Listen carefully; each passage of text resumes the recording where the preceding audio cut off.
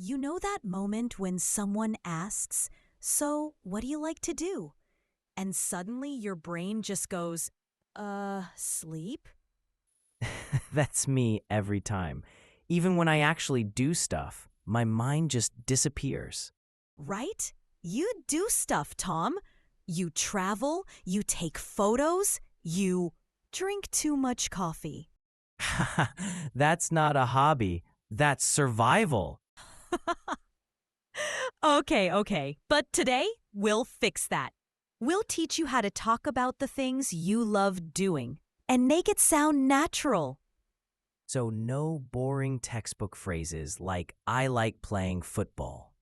Exactly. You'll learn real life expressions, little tricks, and some fun ways to sound confident when you talk about your hobbies.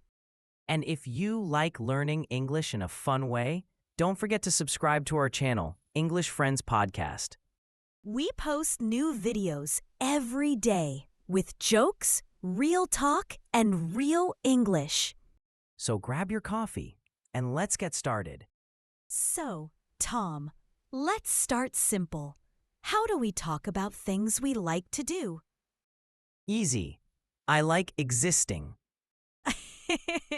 Well, that's a start, but let's make it more interesting. When you talk about what you enjoy, there are a few really natural ways to say it. I like, I love, I enjoy, I'm into, I'm obsessed with.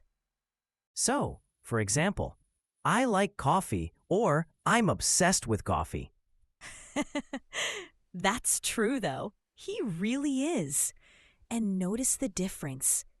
I like coffee sounds normal, but I'm obsessed with coffee sounds stronger and funnier. Yeah, one means I drink it. The other means I can't live without it. Exactly. So, we use different expressions to show how much we like something.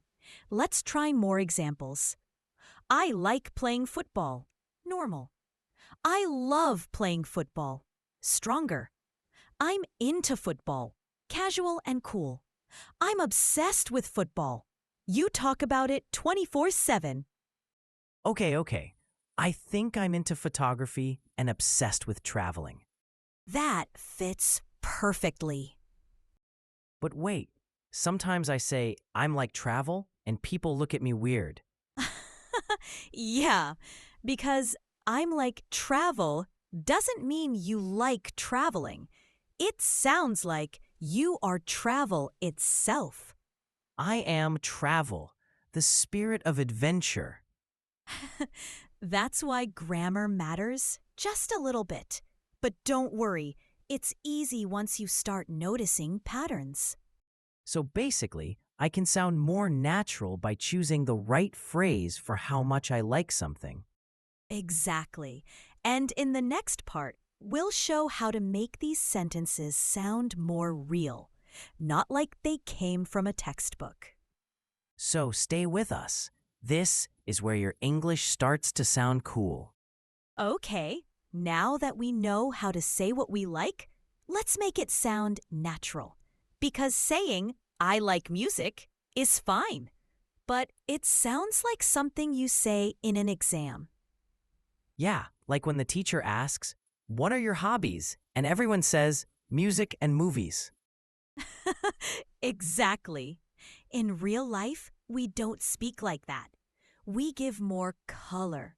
For example, instead of I like music, say, I'm really into old school hip hop, or I love listening to music when I cook. That's true. When I say, I like photography, people just nod. But if I say, I love taking photos when I travel, especially small streets or faces, people start asking questions. Yes, that's because you give a story, not just a statement. So, the secret is, don't sound like a robot. Exactly. Add emotions, details, and your personal touch. You can say things like, I've always loved. Recently, I've been into, I can't imagine my life without. Oh, I like that last one. I can't imagine my life without coffee. Or without your camera. Both. Probably coffee first, though. Priorities, right? Always. So here's the thing. When you talk about what you like, imagine you're telling a friend, not writing an essay. That's how your English becomes natural, real, and fun. So don't say I like travel. Say I love traveling, especially to new countries. Exactly. Small changes, big difference. So here's the next step, adding details and turning them into small talk. Because it's one thing to say, I like reading, and another to say, I love reading detective stories before bed. It helps me relax. Yeah, when you add details, it sounds like a real person, not a grammar book. Exactly. And those details make conversation flow. If I say, I love painting, and you ask, oh, what do you usually paint? Boom, we've got a real talk going. Right, so it's not just what you like, but how you talk about it. Yes, let's try. Tom, tell me something you like to do. I like hiking. Okay, that's a start, but make it more real. Add some details. All right, I love hiking in the mountains near Munich, especially in autumn. The colors are amazing, and it's quiet. Perfect. Now I want to go there. See what happened? You didn't just tell me what you like, you painted a picture. So it's like storytelling, not listing hobbies. Exactly. And that's also how small talk works. You give people something to ask about. Yeah, if I just say, I like movies, the conversation dies. But if I say, I love old horror movies from the 80s, people either go, me too, or why? And we have a chat. Totally. And it's not just about interests, it's about connecting. I think that's where learners often get stuck. They know the grammar, but don't know how to sound alive. Exactly. That's why you should practice adding little stories. When did you start doing it? How often do you do it? And why do you like it? Okay, let me try one. I've always loved photography. I started when I was 15, and now it's kind of my therapy. See? Natural, emotional, and interesting. And if you don't have a hobby, just fake one until you do. Not sure that's good advice, Tom. Hey, it works at parties. All right, maybe. But for English practice, always focus on real experiences. That's how you sound confident and natural. Okay, so now you know how to talk about what you like. But what about when the other person talks? How do you keep the conversation going? Yeah, that's the part where I sometimes panic. Someone says, I love cooking, and my brain goes, error 404, no response found. I know that feeling. But here's the secret. You don't need a big vocabulary. You just need interest. So, fake it till you make it? Not fake. Show curiosity. Ask follow-up questions like, oh, really? What kind of food do you like to cook? That sounds fun. When did you start doing that? Do you do it alone or with friends? Yeah, those are easy, and they keep the conversation moving. Exactly. And you can also share something about yourself. If someone says, I love running, you can answer, nice. I tried running once, and my legs hated me for a week. That's literally me. I ran 5 minutes and decided it was a bad life choice. See, that's perfect small talk. You're connecting through humor and shared experience. So basically, don't make it an interview. Make it a conversation. Exactly. It's a give and take. Here's a quick pattern.